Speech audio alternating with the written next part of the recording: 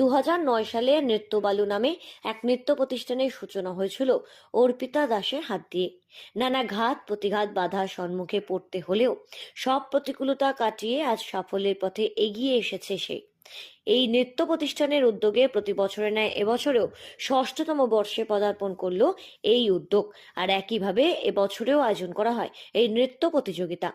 ভাটপাড়া পৌরসভার 33 নম্বর ওয়ার্ডের অন্তর্গত মাদ্রাল তরুণ সংঘ ক্লাবের মাঠ প্রাঙ্গণে সম্পন্ন হয় এই দিনের এই প্রতিযোগিতা।